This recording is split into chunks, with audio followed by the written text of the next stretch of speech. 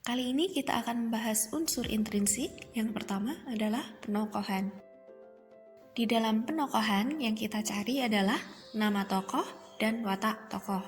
Kita bisa melihat secara langsung nama tokoh yang ada di sini adalah Rifani. Lalu untuk menentukan watak tokoh, kita bisa simpulkan dari penggambaran karakter yang dituliskan di dalam cerita.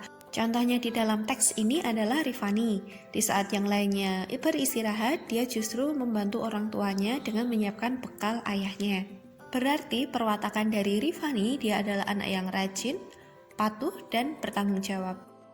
Unsur yang kedua adalah tema. Kita berganti cerita. Di sini adalah tokohnya Pak Sumber.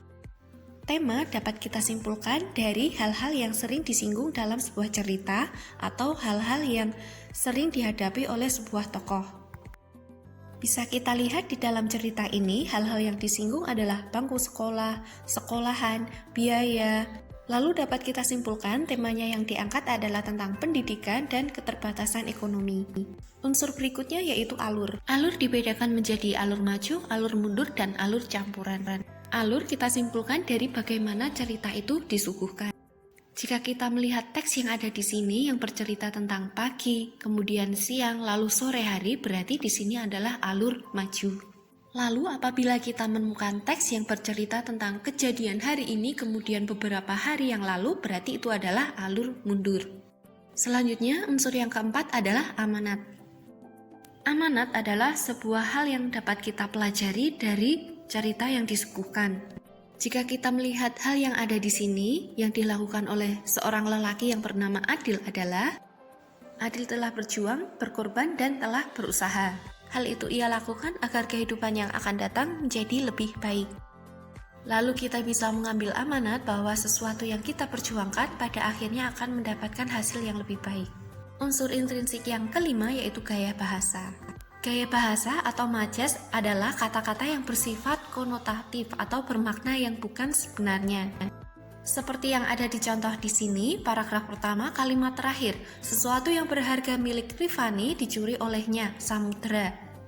Samudra adalah benda mati tetapi bisa mencuri, berarti dia menggunakan gaya bahasa.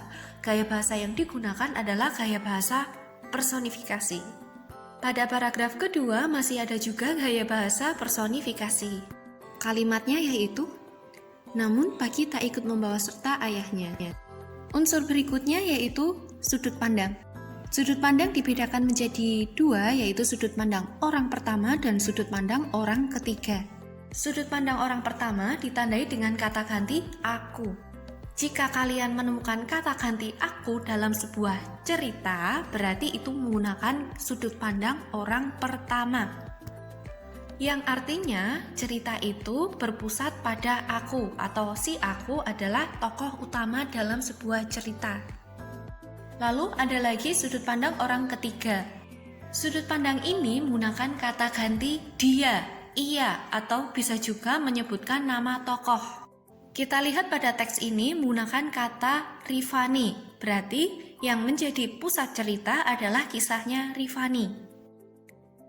Ini artinya sudut pandang yang digunakan dalam cerita ini adalah sudut pandang orang ketiga. Lalu unsur yang terakhir adalah latar. Latar dibedakan menjadi tiga, yaitu latar tempat, latar waktu, dan latar suasana. Jika kita melihat pada teks ini, latar waktunya adalah pada pagi hari. Latar tempatnya adalah di hutan, lalu latar suasananya adalah kekhawatiran. Kenapa khawatir? Karena si tokoh merasa was-was bagaimana nasib anaknya ketika hidup sendiri. Sekian dulu, silakan dipelajari.